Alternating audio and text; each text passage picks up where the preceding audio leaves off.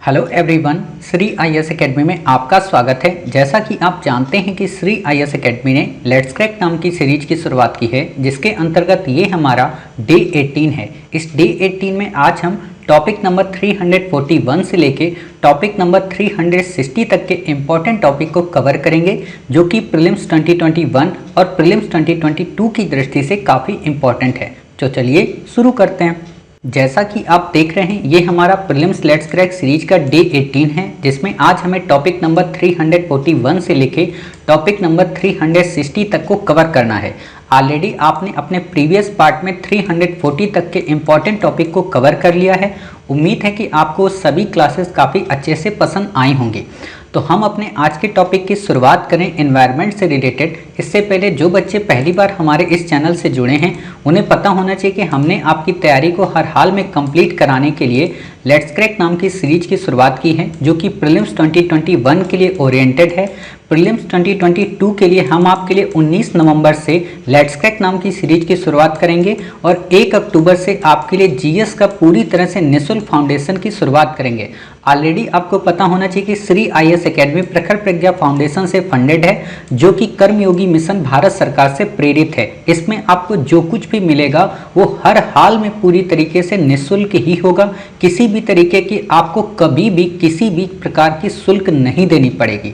तो आप में से जो भी बच्चे हमारे चैनल से जुड़ना चाहते हैं, वो नीचे दिए गए टेलीग्राम लिंक की मदद से हमारे टेलीग्राम चैनल से भी जुड़ सकते हैं और यूट्यूब चैनल पर अपने आप को सब्सक्राइब और शेयर और लाइक कर सकते हैं। उम्मीद है आपको ये सारी चीज़ें समझ में आई होंगी। हम आपको लेट्स क्रैक सीरीज में पढ़ाते क्या क्या हैं, ये बात तो हम बताना ही भूल गए। लेट्स क्रैक प्रीलिम्स सीरीज में हम आपको बताते हैं कि हम आपको 2000 से भी ज़्यादा जीएस के इंपॉर्टेंट टॉपिक को कवर कराएंगे, प्रीलिम्स के बैक ईयर के टॉपिक को कवर कराएंगे, करंट अफेयर्स के 24 से 36 महीने के करंट अफेयर्स को कंप्लीट कराते हैं और साथ ही अपने टेलीग्राम चैनल पर नित्य 80 से 100 MCQ प्रोवाइड करा के आपकी तैयारी को काफ़ी अच्छे तरीके से तार्किक बनाते हैं। तो उम्मीद है आप हमारे चैनल से जुड़ेंगे। तो अब हम शुरू करते हैं अपनी आज की क्लासेस को, जो कि काफ़ी इम्पॉर्टेंट है। ऑलरेडी आपने हमारे प्रीवियस पार्ट में आपने प्रीवियस पार्ट में क्लाइमेट चेंज से रिलेटेड काफ़ी सारी इंपॉर्टेंट बातों को पढ़ा था, जिसमें आपने पढ़ा था, हम आपको बस रिकॉल करा देते हैं कि भूरा कार्बन क्या होता है, काला कार्बन क्या होता है, ब्लू कार्बन क्या होता है, ग्रीन कार्बन क्या होता है, कार्बन क्रेडिट क्या होता है, साथ ही कार्बन कैप क्या होता है, कार्बन टैक्स क्या होता है, क्योटो प्रोटोकॉल क्या होता है, NX1 कंट्री कौन होते हैं, नॉन NX कंट्री कौन से होते हैं। साथ ही आपने ये भी पढ़ा था कि बाजार उत्सर्जित तंत्र क्या होता है। ये सारी चीज़ें आपने पढ़ी थी, बट हमने आपको वहाँ पे संक्षेप में पढ़ाया था, क्लियर। लेकिन अब उन्हीं चीज़ों को हम यहाँ डिटेल में पढ़ेंगे कि रियो अर्थ समिट क्या था, क्योटो प्रोटोकॉल कैसे आया, NX1 कंट्री कौन कौन होते हैं, साथ ही उसमें नॉन NX कंट्री कौन से होते हैं, किस तरीके की उसमें शर्तें होती हैं, प्रोटोकॉल और कन्वेंशन में क्या क्या डिफरेंस होता है। ये सारी चीज़ें आज हम यहाँ पे कवर करेंगे। हालांकि आप में से जो बच्चे प्रीवियस पार्ट देखे होंगे, उनको आज की क्लास और अच्छे से समझ में आएगी, ठीक है। तो जैसा कि आप जानते हैं, हमने आपको प्रीवियस पार्ट में क्या पढ़ाया था कि एक समय ऐसा आया था कि विश्व के लगभग सभी देश एक साथ मिलकर आए और इस बात पर उन्होंने डिबेट करनी शुरू की कि भाई बहुत हो गया, अब हम क्या करते हैं, एनवायरनमेंट से रिलेटेड इश्यूज पर बात करते हैं। तो पहली बार जो उन्होंने बातचीत शुरू की तो वो 1972 में शुरू की, स्टॉकहोम में, क्लियर। लेकिन उसमें कुछ भी डिसाइड नहीं हो पाया। उसमें बस इतना कहा गया कि देखो, आज हम लोग पहली बार यहाँ पे मिले हैं, तो हम लोग क्या करते हैं, अगले आने वाले 20 वर्ष के बाद ब्राज़ील के शहर रियो डी जेनेरियो में एक बार मिलेंगे और रियो डी जेनेरियो में मिलकर बैठकर आपसी सहमति से एक विचार बनाएंगे और उस विचार को हर हाल में कृत संकल्पित करने का प्रयास करेंगे और उसी विचार को नाम दिया गया जलवायु परिवर्तन से संबंधित सम्मेलन, ठीक है। देखो, मैं आपको ये PDF पे पढ़ के नहीं बताऊंगा, नहीं तो आप फिर बोर हो जाओगे, लेकिन आपको पढ़ा सब कुछ दूंगा कहानी की तरह, क्योंकि यूपीएससी आपसे पूछेगा तो है नहीं कि भाई साहब आप ये बताइए पहली बार विश्व का, ऐसा कुछ नहीं पूछेगा क्वेश्चन आपसे, ठीक है। लेकिन हम आपको जब कहानी बता देंगे ना कि अच्छा पहली बार 1972 में मिले थे, फिर 92 में क्यों आए, इसको एक क्यों कहा गया, तो आपको चीज़ें क्लियर हो जाएंगी। और कोशिश ये करेंगे कि जब हम कहानी आपको सुना दें तो दोबारा हम आपको फिर लाइन बाय लाइन पढ़ा दें, ठीक है। तो आप आप में से जिन बच्चों को दिक्कत होती है वो भी दिक्कत खत्म हो जाएगी, ठीक है। तो देखिए 1992 में जब सब आकर मिले, विश्व के जितने भी देश के लोग थे, अलग अलग जगह के 195 कंट्री, वो सब आए और सब आकर ब्राज़ील में चाय पानी नाश्ता वगैरह कर लिए। करने के बाद सब लोगों ने कहा कि देखो भाई, जब विश्व के सभी देश यहाँ पर आकर मिले हैं, यानी कि इस पूरी पृथ्वी में रहने वाले जितने भी मनुष्य हैं, उन मनुष्यों का प्रतिनिधित्व करने वाले जो राष्ट्र अध्यक्ष हैं वो सब यहाँ पर आकर मिले हैं, तो इसीलिए हम इसे पृथ्वी सम्मेलन कहेंगे। ध्यान देना, इसीलिए इसे हम पृथ्वी सम्मेलन कहेंगे। और ये पहला पृथ्वी सम्मेलन है, तो इसीलिए हम इसे COP1 कहेंगे। ध्यान देना, देखो बच्चों को ये चीज़ें नहीं पता होती हैं, और नहीं पता होती तो बच्चे भी पूरी ज़िंदगी कंफ्यूज रहते हैं, लेकिन समझ नहीं पाते हैं, ठीक है। बोले कि इसको हम पृथ्वी सम्मेलन कहेंगे और इसको हम COP1 कहेंगे। अब क्वेश्चन आता है कि साहब ये COP1 क्यों कहेंगे? COP1 का मतलब होता है कॉन्फ्रेंस ऑफ पार्टीज, यानी कि सम्मेलन में शामिल होने वाली पार्टीज। पार्टी का मतलब अलग अलग कंट्री के पार्ट से आने वाले पर्सन, समझ गए? यानी कि कॉन्फ्रेंस ऑफ पार्टीज क्या हुआ? विभिन्न देशों का एक समूह। वन का मतलब क्या हुआ? क्योंकि ये विभिन्न देशों के समूह के राष्ट्र अध्यक्ष या उनके प्रतिनिधि पहली बार मिले, तो इसलिए वो कहलाया COP1। आप हमेशा सुनते होगे ना इस समय COP21, COP16, COP17। अब आप यहाँ ये समझ गए ना COP1, तो अब आप आगे की बातें समझ जाओगे। इतनी बातें आप समझ गए, तो इसे कहा गया, क्या कहा गया? एक तो पृथ्वी सम्मेलन, दूसरा COP21, और तीसरा क्या कहा गया? क्योंकि ये ब्राज़ील में हुआ था, ब्राज़ील के शहर रियो में हुआ था, इसीलिए इसे रियो समिट भी कहा जाने लगा, ठीक है। दूसरी बात, इसे एक और नाम दिया गया, रियो अर्थ समिट। क्लियर? क्योंकि पृथ्वी के सारे देश यहाँ पर पार्टिसिपेट किए। सिंपल सी अब आप बात बताइए कि क्या क्या नाम दिया गया? एक तो नाम दिया गया पृथ्वी सम्मेलन, दूसरा नाम दिया गया क्या? रियो सम्मेलन, तीसरा नाम दिया गया रियो अर्थ समिट, चौथा नाम दिया गया COP1। क्लियर? पांचवा नाम बताइए क्या दिया गया? रियो डी जेनेरियो सम्मेलन। क्लियर? इतनी बातें आप समझ गए, यानी कि 5 नामों से 1992 के प्रोग्राम को जाना गया। क्लियर? अब बात करते हैं आगे। जब ये प्रोग्राम हुआ तो इस प्रोग्राम में कई सारी चीज़ें निकल कर आई। भाई जब लोग बैठे, चाय पानी कॉफ़ी वगैरह सब नाश्ता वगैरह आया, तो बातचीतें शुरू हुई। बातचीतें जब शुरू हुई तो अलग अलग डायग्राम बनाए गए कि अच्छा भाई एक काम करते हैं, डेवलपमेंट पे बात करते हैं, 21वीं सदी को लेकर बात करते हैं कि चलो ठीक है, अभी हम 20वीं शताब्दी में चल रहे हैं। मतलब देखो यहाँ पे बच्चे कंफ्यूज क्या हो जाते हैं, 1901 से लेके 1999 तक, ठीक है, इसे कहा जाता है 20वीं शताब्दी। क्लियर? 2000 से लेकर 2099 तक को कहा जाएगा 21वीं सदी। ध्यान देना, क्यों कह रहा हूं मैं अभी मैं आपको बताऊंगा। तो ये सबके सब कब मिले थे? 1992 में मिले थे, यानी कि सब 20वीं शताब्दी में मिले थे, यानी कि 20वीं शताब्दी के अंतिम दशक में मिले थे। क्लियर?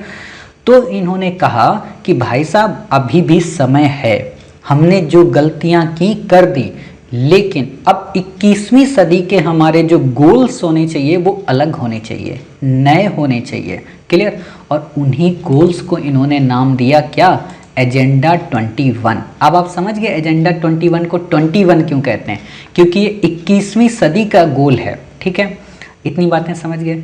दूसरी बात आया पर्यावरण एवं विकास पर रियो घोषणा पत्र। क्लियर? 2 चीजें यहाँ जारी हुई।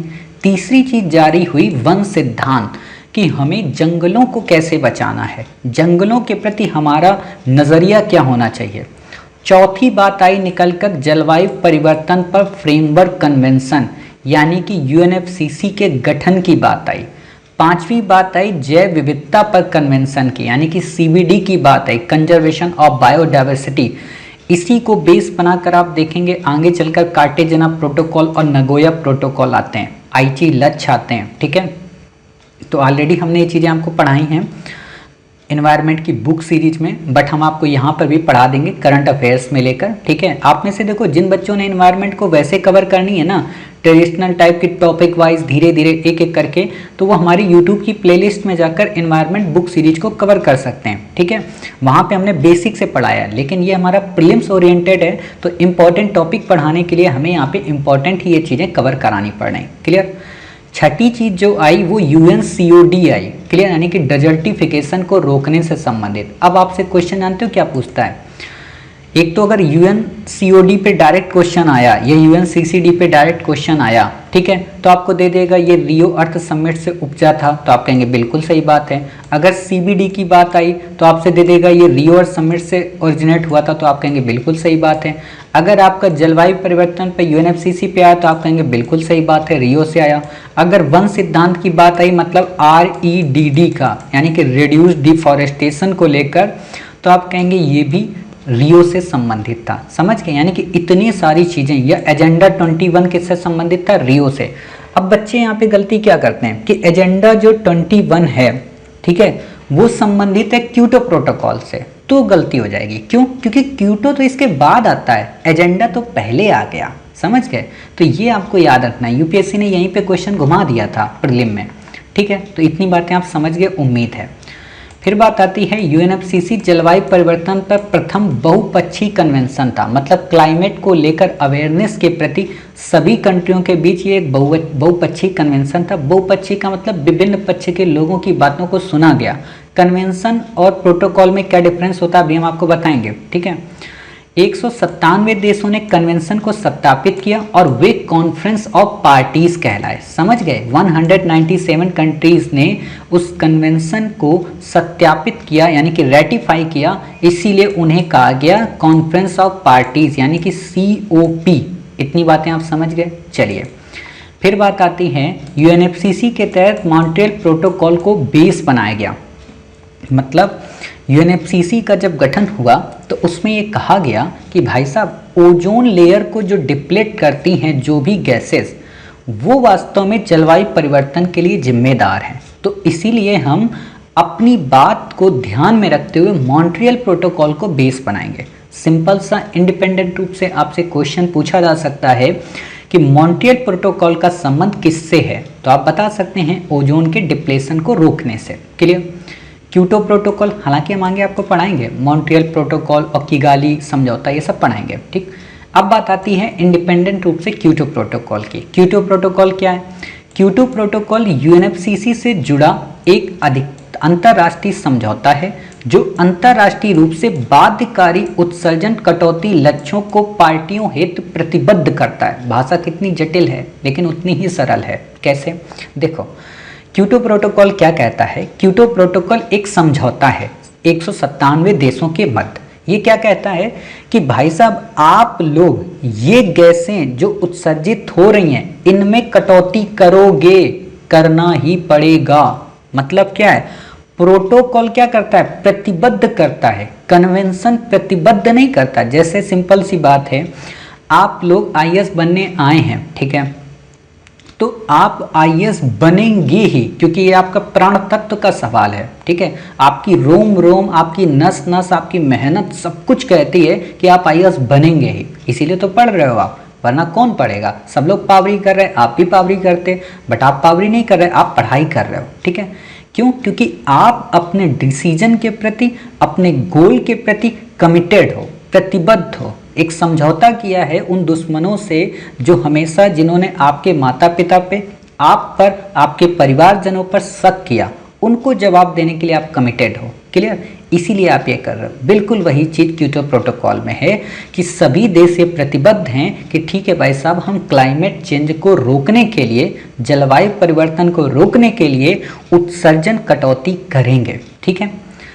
अब बात आती है आगे दूसरी, मराकस एकॉर्ड की। मराकस एकॉर्ड का संबंध भी क्योटो प्रोटोकॉल से है। क्योटो प्रोटोकॉल देखो एक बड़ा है, जैसे सिंपल सी बात है, ऐसे समझो कि ये हो गया क्योटो प्रोटोकॉल बड़ा, जैसे इससे ऊपर क्या था? UNFCCC। ऐसे आप समझो, एक मिनट रुको, मैं आपको फ्लो चार्ट बना के दिखाता हूँ, तब आप चीज़ें समझोगे।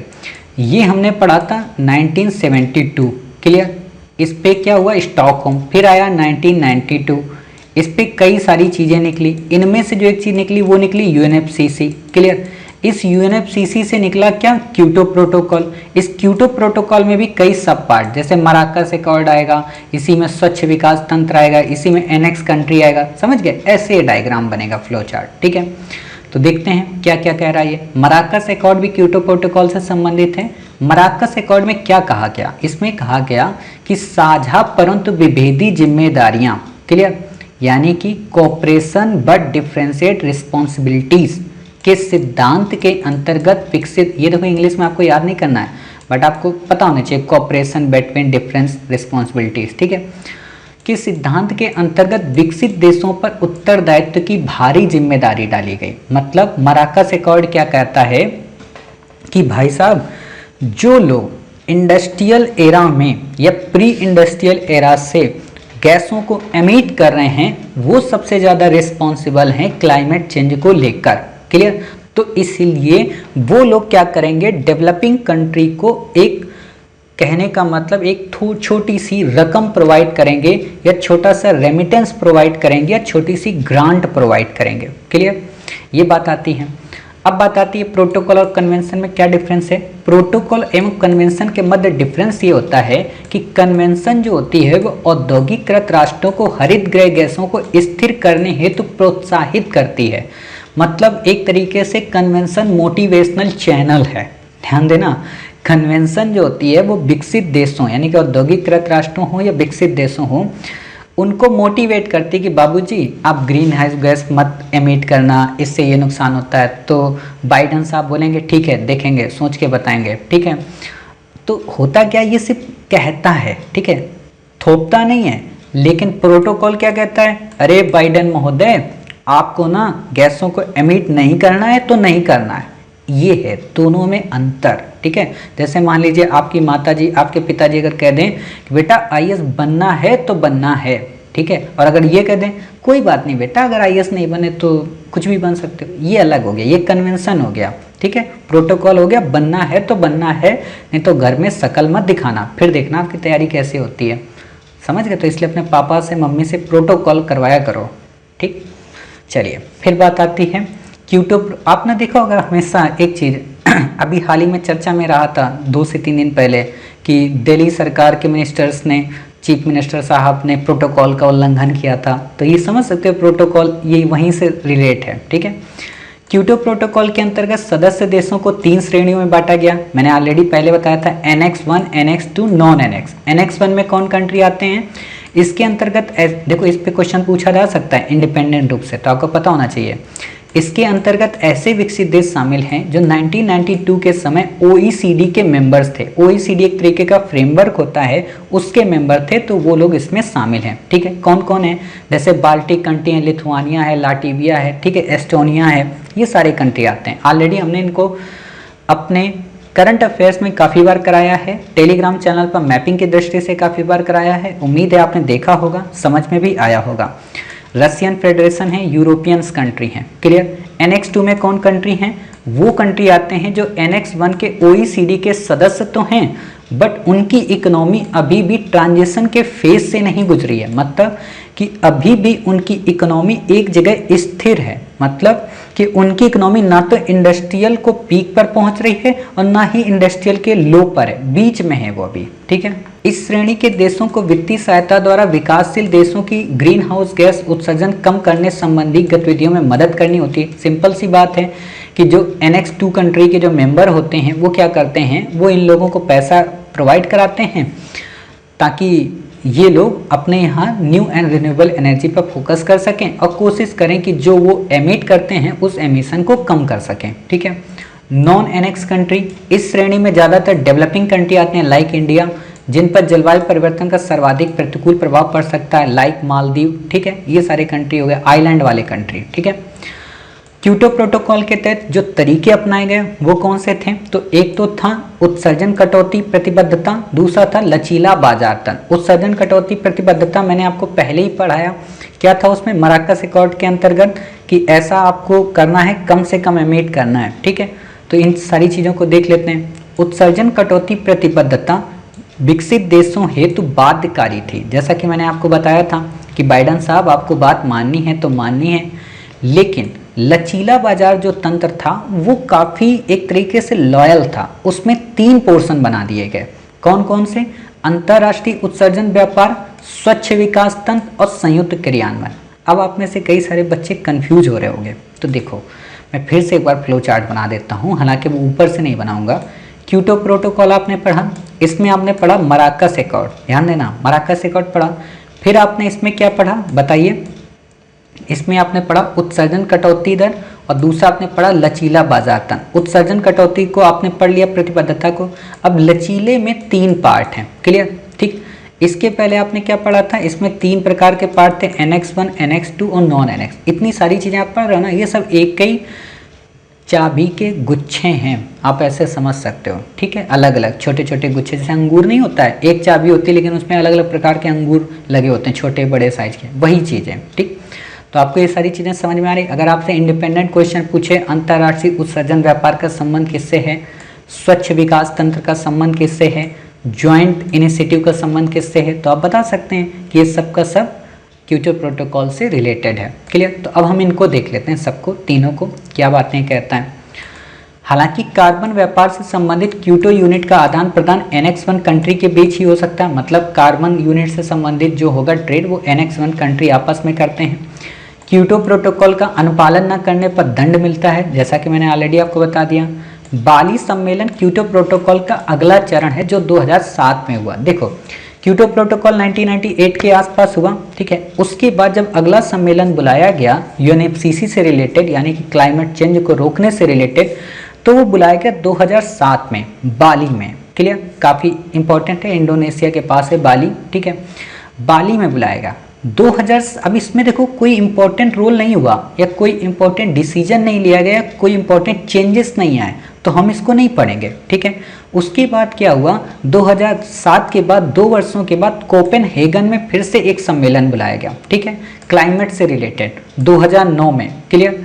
और इसमें क्या हुआ कि कोपेनहेगन एकॉर्ड को अपनाया गया। इस एकॉर्ड में क्या था कि इसकी प्रकृति तो गैर बाध्यकारी थी, मतलब ये लोगों पर प्रतिबंधित नहीं करती थी, लेकिन इसका फीचर क्या था, क्योंकि विकसित एवं विकासशील देशों के मध्य असमंजस होने की वजह से COP15 का क्या मतलब हुआ, आप बता सकते हो? बिल्कुल सही बात, आपने सही जवाब दिया कि साहब कॉन्फ्रेंस ऑफ पार्टीज 1 का मतलब था पहली बार मिले, कॉन्फ्रेंस ऑफ पार्टीज 15 का मतलब हुआ कि 15वीं बार मिले, क्लियर? कौन? सभी देश 197, ठीक है?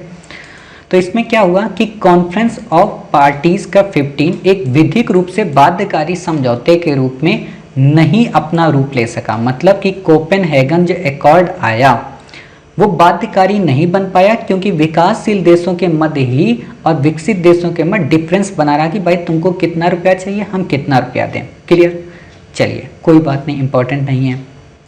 बट इसके बाद जो इंपॉर्टेंट है वो क्या, इस सम्मेलन में 4 नए निकायों की स्थापना, यानी कि 4 नई बॉडियां बनी। एक बना REDD+, जो कि हमने 1 सिद्धांत पढ़ा था ना, किसमें पढ़ा था बताइए? रियो अर्थ समिट में, उसी से रिलेटेड ये बॉडी बनी कि रिड्यूस किया जाएगा डिफॉरेस्टिंग को, क्लियर?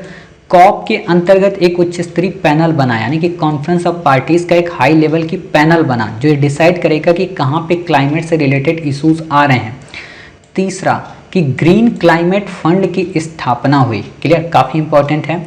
एक प्रौद्योगिकी तंत्र बना, काफ़ी इंपॉर्टेंट, ठीक है? यहाँ पे स्थापना की बात हुई, यहाँ ध्यान देना, कोपेनहेगन ग्रीन क्लाइमेट फंड की बात हुई, इतनी सारी चीज़ों की बात हुई, लेकिन ये सब क्रियान्वित नहीं हो पाए। आगे चलकर फिर कानकून समझौता हुआ 2010 में मैक्सिको की सिटी में, ठीक है?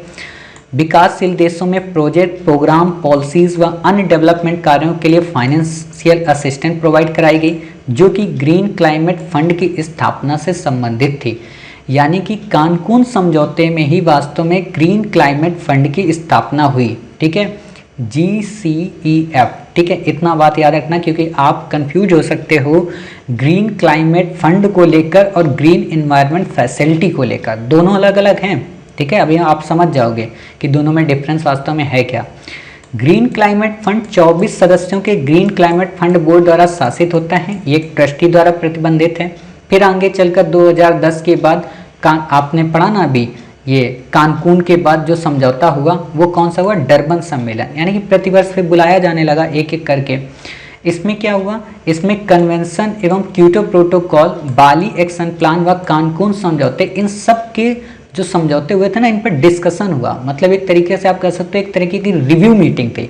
आपको देखो याद नहीं रखना है, बट आपको एक क्रम पता होना चाहिए। कई बार आपसे क्वेश्चन हो सकता है यूपीएससी नया क्वेश्चन पूछते कि क्योटो प्रोटोकॉल, बाली प्रोटोकॉल, क्योटो प्रोटोकॉल, बाली सम्मेलन, कोपेनहेगन सम्मेलन, ठीक है, कोपेनहेगन अकॉर्ड, या फिर आपको दे देगा कानकून समझौता, तो पता होना चाहिए। ठीक, कानकून के बाद आता है डरबन, ठीक है, डरबन, इसमें कन्वेंशन, ये सभी चीजें आपने पढ़ ली।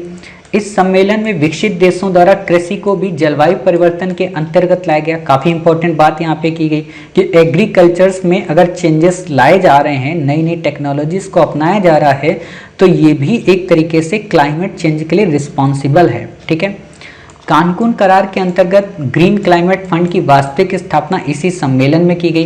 कहने का मतलब सिंपल सी बात यह है कि जो कोपेनहेगन में ग्रीन क्लाइमेट फंड की बात की गई थी, उसे कानकून में तो तरजीह दी गई, लेकिन वास्तविकता रूप में अपना सही रूप प्राप्त कर पाया डरबन में। देखो, आपसे ऑप्शन में बिल्कुल नहीं देगा कि ग्रीन क्लाइमेट फंड क्या डरबन में हुआ था, कानकून में हुआ था, कोपेनहेगन में हुआ था। क्लियर, लेकिन आपको देगा नज़दीक वाला ही, क्योटो प्रोटोकॉल दे देगा, तो आप गलत कर दोगे कि नहीं भाई क्योटो प्रोटोकॉल तो नहीं था, या तो हम कानकून लगाएंगे अगर ऑप्शन में होगा, ठीक है, या तो हम डरबन लगाएंगे और या तो हम कोपेनहेगन लगाएंगे। लेकिन ज़्यादातर अगर तीनों आ जाए तो इनमें आपका ज़्यादातर में क्या सही होगा बताइए, डरबन सही होगा। ठीक है, इतनी बातें आप समझ गए। चलिए फिर बात आती है 2012 के सम्मेलन की, दोहा की। काफ़ी इंपॉर्टेंट है दोहा सम्मेलन। ठीक है, इसमें क्या हुआ, इसमें बात हुई कि जलवायु वार्ता की विशेषता रही कि अमीर देशों ने जलवायु परिवर्तन से प्रभावित निर्धन देशों की मदद के लिए कोई वित्तीय प्रतिबद्धता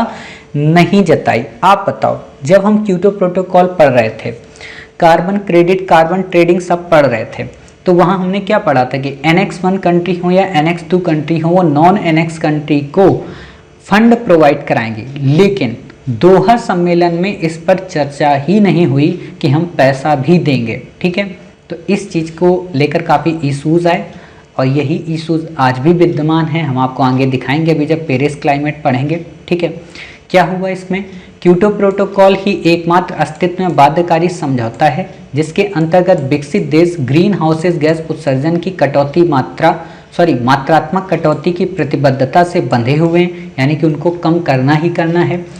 इसी सम्मेलन में, मतलब दोहा सम्मेलन में, नए ग्रीन हाउस गैस के रूप में नाइट्रोजन ट्राइफ्लोराइड यानी कि NF3 को भी क्योटो प्रोटोकॉल की एनेक्स ए गैसों की सूची में जोड़ा गया। ऑलरेडी हम लोगों ने पहले ही पढ़ लिया था नाइट्रस ऑक्साइड, नाइट्रोजन फ्लोराइड वगैरह को। ठीक है, 8 गैसें आपने पढ़ी थी ना ग्रीन हाउस गैसेस को लेकर, जो प्रीवियस पार्ट में आपने पढ़ा था, जिसमें कार्बन डाइऑक्साइड भी शामिल थी। ठीक है, तो पता होना चाहिए। फिर बात आता है REDD+ क्या था, वनों की कटाई और इसके निम्नीकरण पर बाध्यकारी प्रतिबंध लगाने की वजह से था।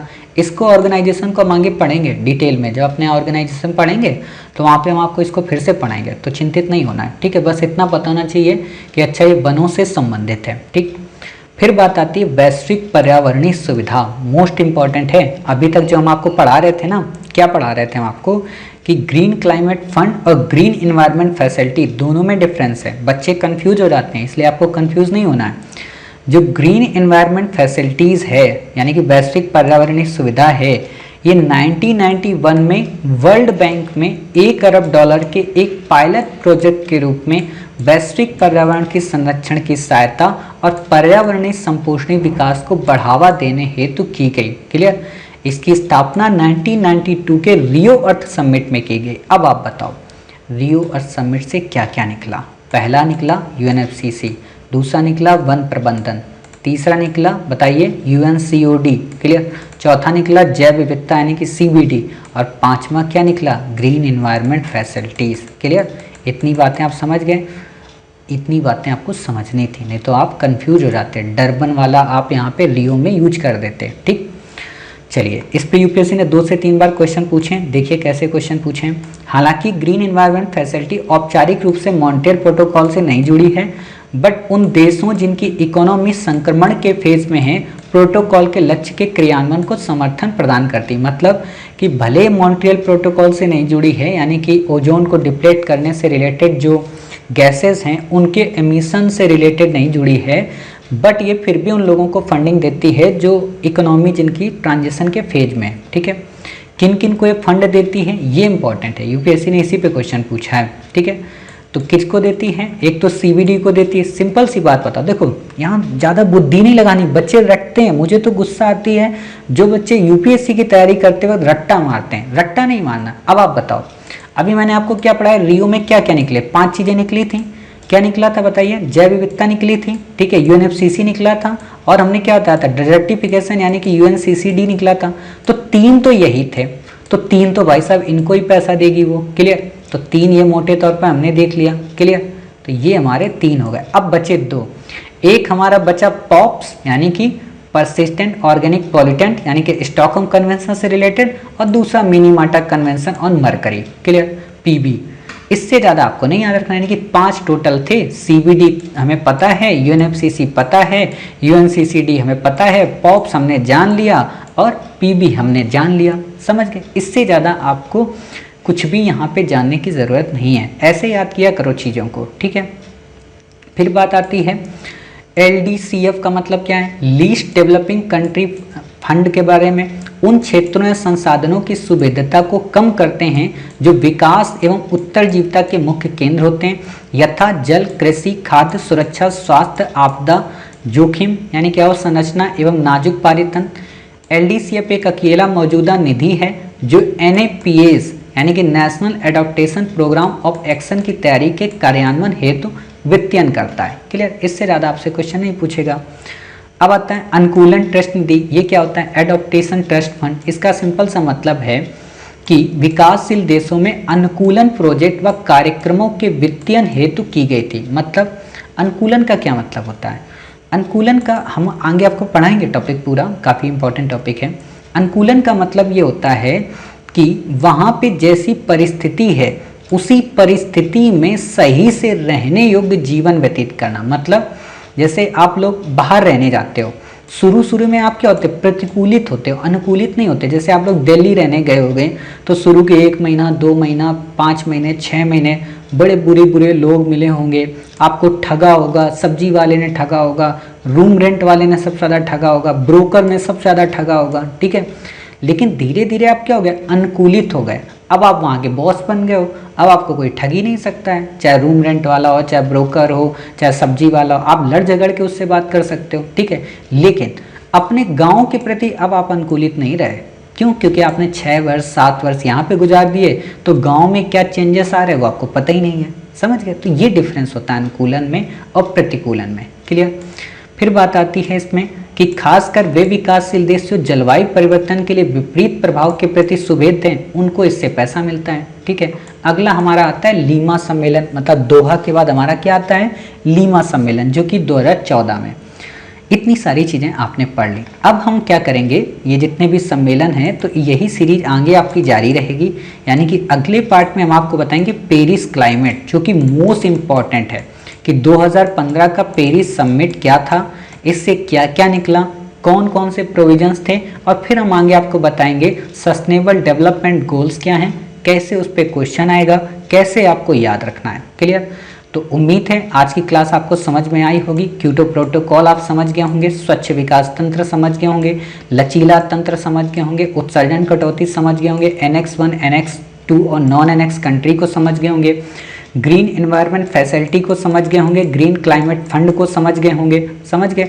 डरबन सम्मेलन को, कोपेनहेगन सम्मेलन को, मराकस एकॉर्ड को, कोपेनहेगन एकॉर्ड को, बाली सम्मेलन को, इन सब को आप समझ गए होंगे। रियो अर्थ समिट को समझे होंगे, COP21 COP1 इन सब को समझे होंगे। पृथ्वी सम्मेलन क्या होता है ये सब समझ गए होंगे। क्लियर? उम्मीद है कि आप समझ गए होंगे। ठीक है, तो मिलते हैं अपने नेक्स्ट पार्ट में, नए पार्ट में। तब तक अपना ख्याल रखिए, स्वस्थ रहिए, कोशिश करिए सोशल डिस्टेंसिंग का ज़्यादा से ज़्यादा पालन हो, और कोशिश करिए कि अपनी बॉडी के इम्यून सिस्टम को मजबूत रखिए, क्योंकि अगर आपकी बॉडी का इम्यून सिस्टम मजबूत है तो आप यकीन मानिए कि आपकी तैयारी काफ़ी अच्छी हो जाएगी। तब तक अपना ख्याल रखिए, नए पार्ट में मिलते हैं।